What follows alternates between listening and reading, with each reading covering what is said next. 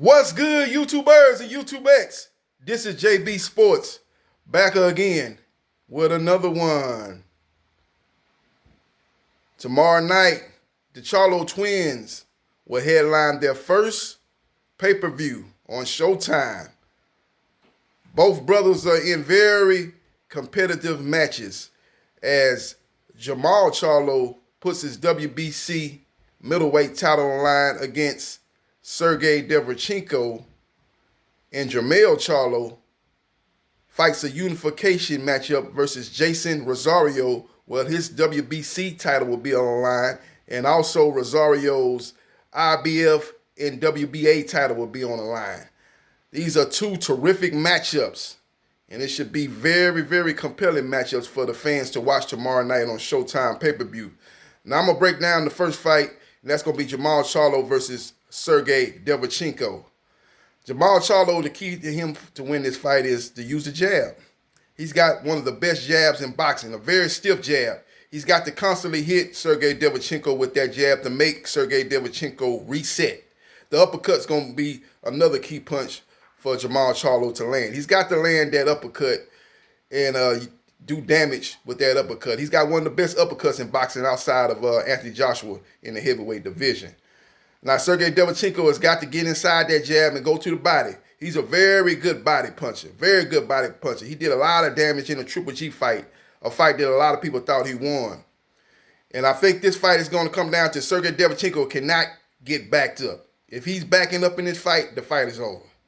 He cannot have Jamal Charlo backing him up in this fight. He's got to press forward. He's got to slip the jab. And he's got to go inside. He's a very tricky and a very awkward fighter. He's got a great left hook to the body and to the head.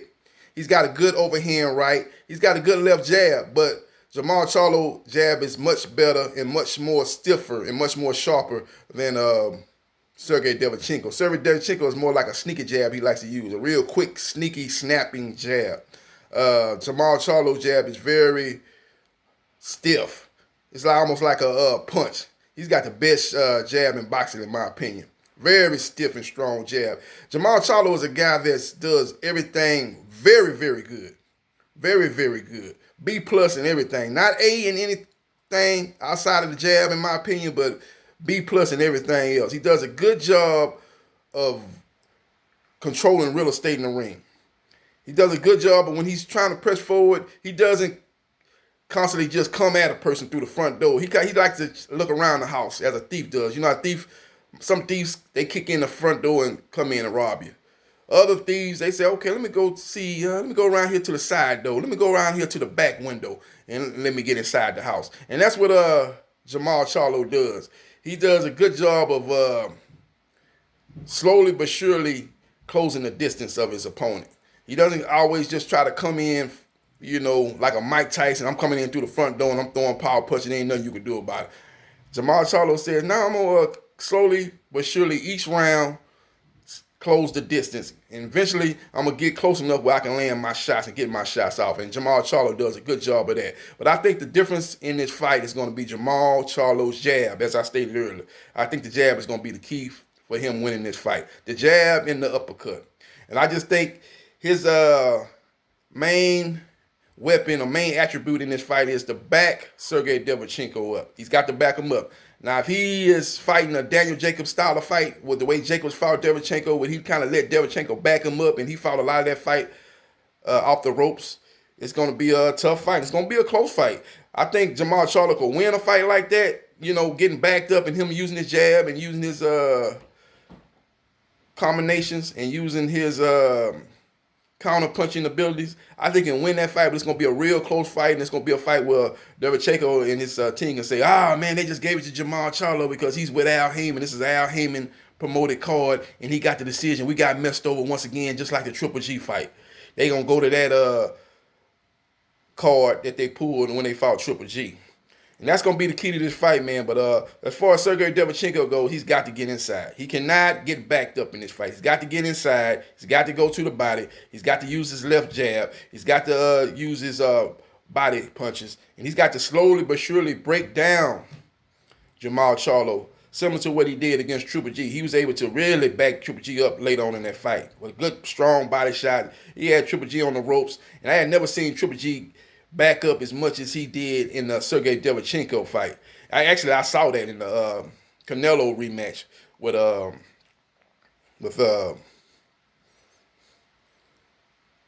Triple G. Triple G fought a lot of that fight off the back foot, and he got backed up in that fight a little bit, but he got really backed up. He was damn near on the ropes a lot, back to the ropes a lot in that fight with Devranchenko. I think Devranchenko saw that in the Canelo rematch, and he kind of implemented similar things. He's going to be looking to do that to Jamal Charlo, but it's going to be a little bit tougher because Jamal Charlo is a guy that's going to try to impose his will, because Jamal Charlo is a naturally bigger guy. He's got the height advantage. He's got the reach advantage.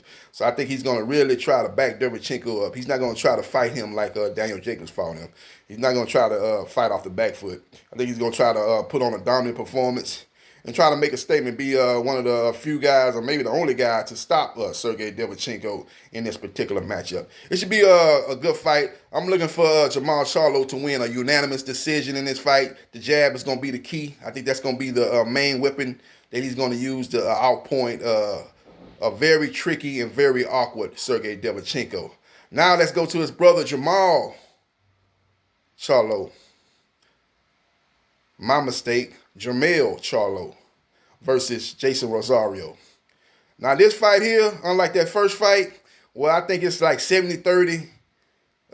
Jamal Charlo wins that fight. I got him winning by decision. I think he's got a strong chance to win that fight.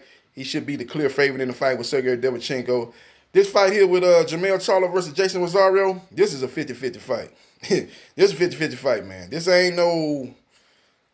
people thinking, oh, man, Jamal Charlo's going to knock out Jason Rosario. Jason Rosario was hurt against Nathaniel Gallimore. That was a 22-year-old Jason Rosario. I saw that fight. I went back and watched that fight, and I went back and watched the Julian Williams fight. It's two completely different fighters. This is a 50-50 fight if the guy that showed up against Julian Williams shows up, and the guy that for Jamal Charlo shows up that fought Tony Harrison in the rematch. This is a true 50-50 fight. The one thing I noticed when I watched both of these fighters fight is Jason Rosario, he can hurt you backing up. He can hurt you off the back foot. He can hurt you going forward as well as going backwards. That's the key. Jamal Charlo, he's got to hurt you going forward. Getting backed up like Tony Harrison was backing him up, his power was not there. And Tony Harrison seen that in that fight, and he kept backing him up after he got dropped earlier. He came forward and caught Tony Harrison early and hurt him and knocked him down early in that fight.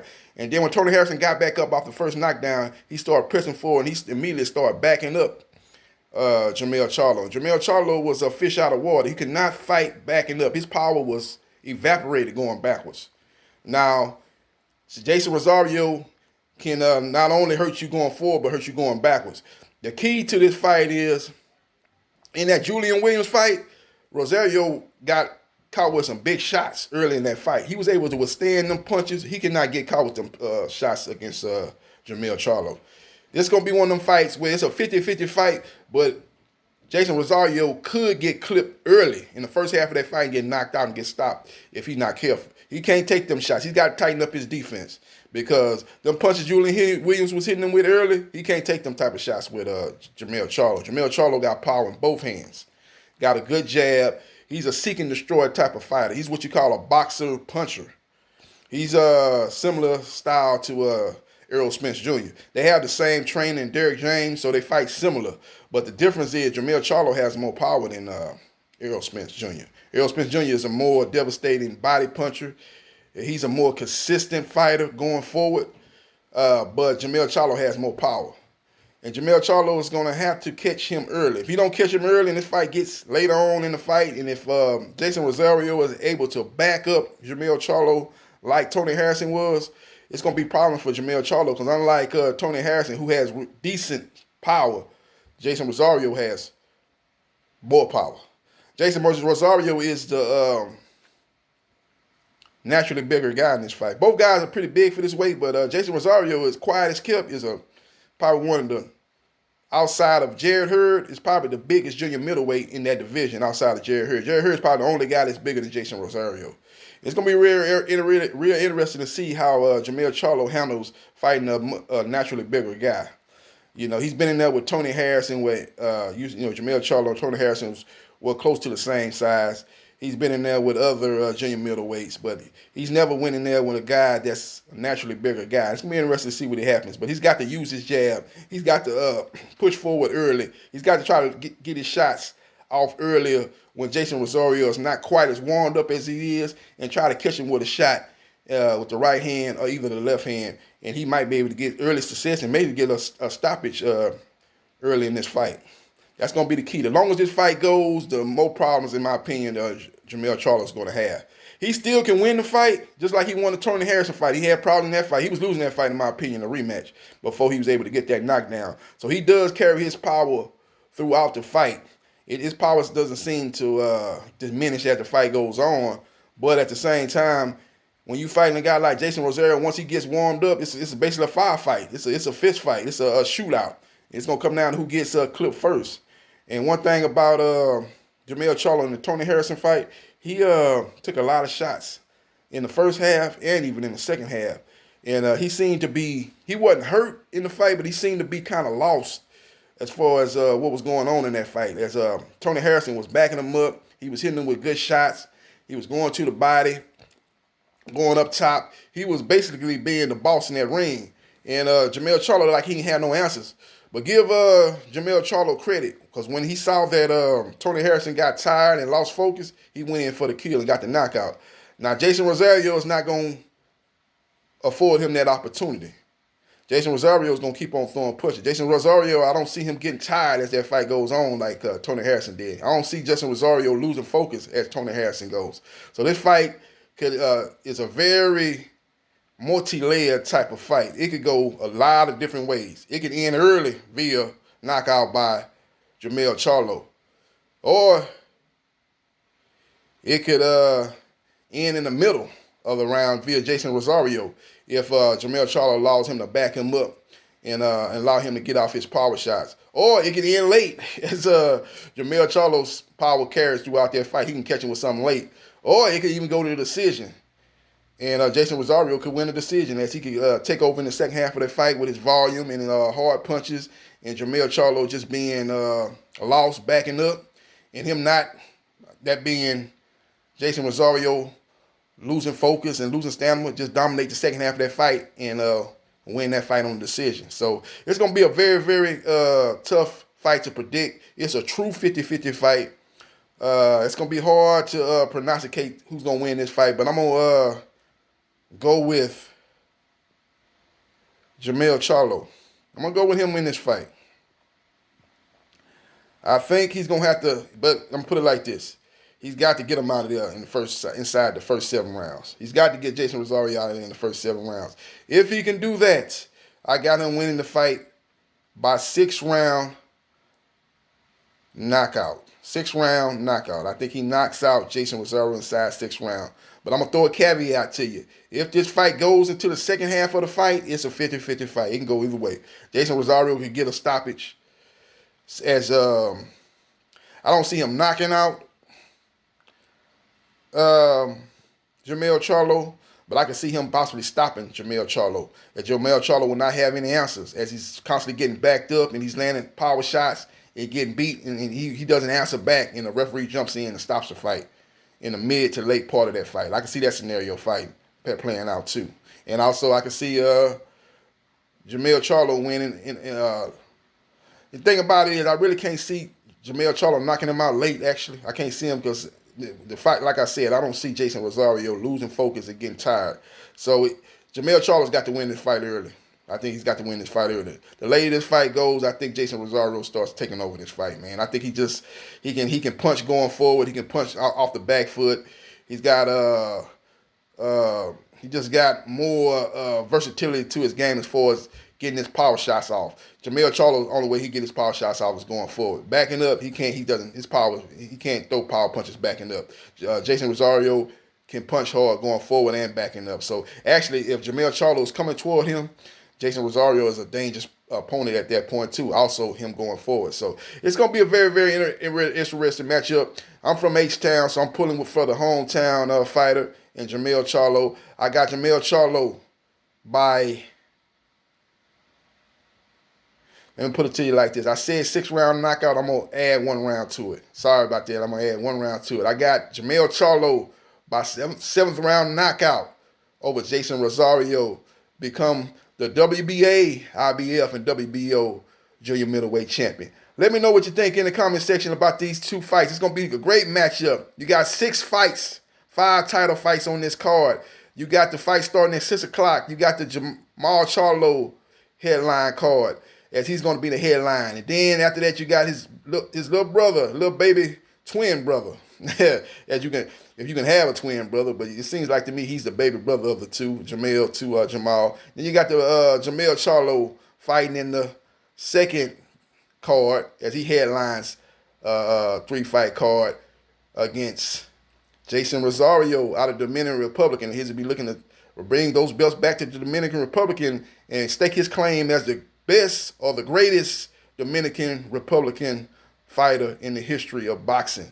Let me know what you think in the comment section, and let me know your predictions on Jamal Charlo versus Sergey Devranchenko and Jamal Charlo versus Jason Rosario this Saturday night. I'm very